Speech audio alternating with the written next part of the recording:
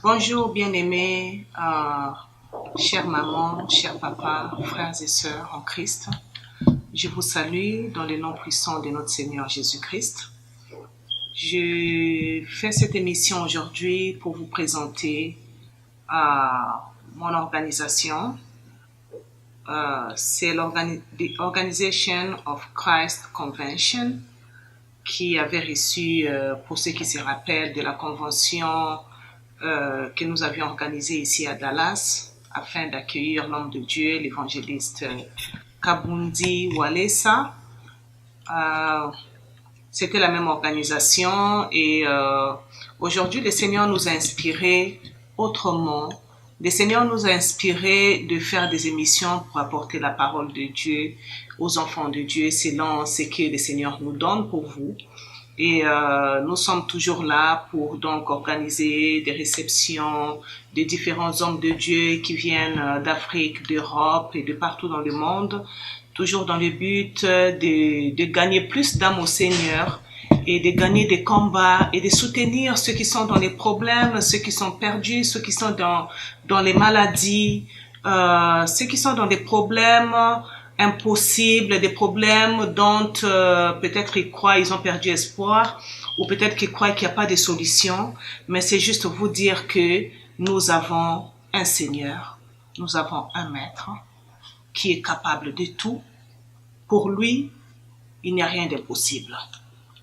Il n'y a pas de maladie incurable pour lui. Si le docteur t'a dit que cette maladie est incurable, il n'y a pas de maladie incurable pour le Seigneur. Il guérit le sida, il guérit les cancers de la même manière qu'il guérit un mal de tête, de la même manière qu'il guérit une angine.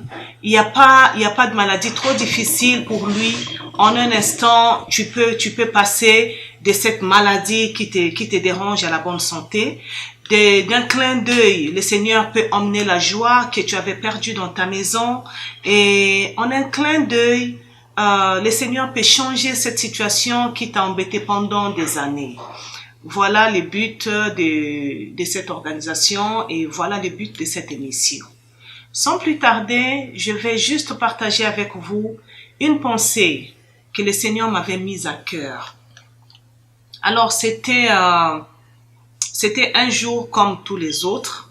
Okay? Je me suis réveillée le matin et je voulais donc faire ma toilette matinale. Je suis allée dans la salle de bain et j'ai juste eu envie de commencer à louer. C'est pour cela que je voulais juste ouvrir une parenthèse pour vous dire, mes chers frères et sœurs en Christ, que partout où le Saint-Esprit descendrait sur vous, que vous soyez en train de conduire, que vous soyez en train de faire la cuisine, que vous soyez au travail devant l'ordinateur, quand vous sentez que le Saint-Esprit est descendu et que vous sentez cette envie, ce besoin de vous rapprocher de lui, de prier ou simplement de chanter des louanges, arrêtez tout ce que vous êtes en train de faire et faites-le. Parce que ce sont des moments incomparables. Parfois, ces moments-là, quand tu l'as perdu dans la journée, tu l'as perdu peut-être pour un mois, peut-être pour 2 mois, peut-être pour une année. On ne sait pas quand est-ce que la prochaine visite du Seigneur viendrait vers ta maison ou vers ta personne. Alors, ce jour-là, j'ai senti ces besoins et j'ai donc commencé à louer et exalter mon Dieu. C'est alors que j'ai entendu une voix qui me posait une question. M'a dit, Oumou, c'est quoi la foi? Et je cherchais, comme je connais la définition de la foi dans la Bible, dans les livres de Hébreux. Alors, je répondais à cette question en pensant justement à ce qui est écrit dans la Bible. Dans Hébreux, au chapitre 11, du premier verset, je vais lire au nom de Jésus-Christ. Donc, il est écrit dans les livres d'Hébreux, chapitre 11, à partir du verset 1. « Or, la foi est une ferme assurance des choses qu'on espère. » Des choses qu'on espère, des choses qu'on n'a pas encore, mais qu'on espère avoir, qu'on espère obtenir. Une démonstration de celle que l'on ne voit pas. C'est-à-dire que la foi, c'est démontrer aux autres quelque chose que tu n'as pas encore possédé, qui n'est pas encore en ta possession, que le Seigneur ne t'a pas encore donné. Par exemple, un enfant que tu espères de l'Éternel. Tu n'es pas encore enceinte, peut-être même que tu as des problèmes pour accoucher, mais tu crois et tu démontres aux autres. Tu espères en Dieu, tu espères que Dieu est capable de te donner cela, et aussi tu démontres, c'est-à-dire que tu donnes déjà les témoignages de cet enfant, son nom, son sexe, il sera un garçon, il sera une fille, tu fais déjà quelques courses pour le futur bébé, pour le bébé que dans la foi tu portes déjà. C'est ça justement la foi. Et donc moi, j'ai répondu dans ce sens-là. J'ai dit, la Bible dit que la foi, c'est une ferme assurance des choses qu'on espère et une démonstration de celles qu'on ne voit pas. Donc, des choses qu'on ne voit pas encore. Alors, il me dit, mais si c'est cela, mais en termes plus faciles, comment est-ce que tu peux décrire la foi? J'ai dit, la foi, c'est croire que ce que tu demandes, tu l'obtiens. Il me dit, mais si c'était cela, alors tout le monde obtiendrait les choses qu'il est en train de demander. Tout le monde obtiendrait la réponse à leurs prières. Les montagnes se déplaceront pour se jeter dans la mer, parce qu'il est écrit que quand tu as une foi plus petite, même petite comme un grain de sénévé, tu diras à une montagne de se déplacer, de se jeter dans la mer, et elle t'obéira. Alors le Seigneur m'a dit, si c'était aussi facile, mais tous les pasteurs feront des miracles, mais qu'est-ce qui empêche donc à ce miracle à la fois de réaliser les choses qu'on espère et démontrer les choses qu'on ne voit pas? Alors je suis restée, je n'avais pas de réponse à cela. Et j'ai reçu la réponse. Le Seigneur m'a dit, écoute, je vais te donner une explication simple, une définition simple de la foi. Alors il m'a dit ceci, la foi, c'est tout simplement la victoire sur le doute. La foi, c'est croire que le Seigneur peut faire sans douter. C'est alors que j'ai pensé directement à Paul, désolé plutôt à Pierre, je voulais dire, lorsque Pierre dit au Seigneur, Seigneur, si c'est toi qui marches sur les eaux, commande donc que je puisse quitter cette barque et aller te rejoindre. Le Seigneur lui a dit, oui Pierre, viens, marche sur les eaux. Alors Pierre s'est mis à marcher sur les eaux pour rejoindre le Seigneur. À un certain moment, la tempête est venue. Dès qu'il a vu la tempête, une petite secousse, il a douté. À l'instant même, la Bible déclare que Pierre a commencé à couler. Alors, la foi, c'est croire fermement.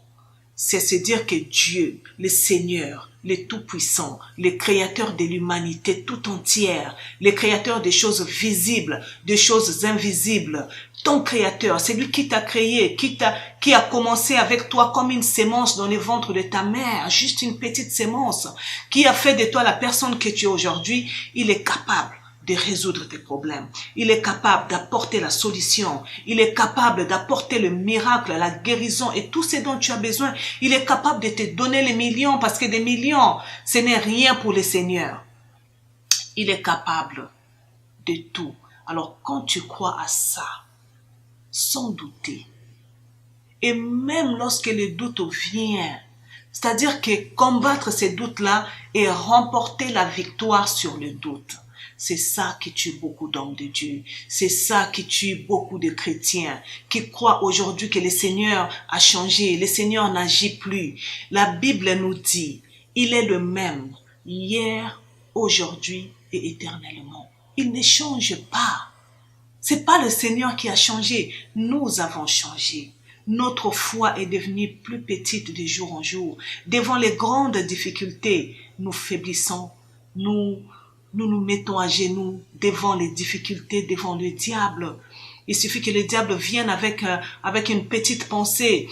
Voilà, déjà, nous quittons la zone de la foi pour aller lentement et glisser vers la zone de la défaite.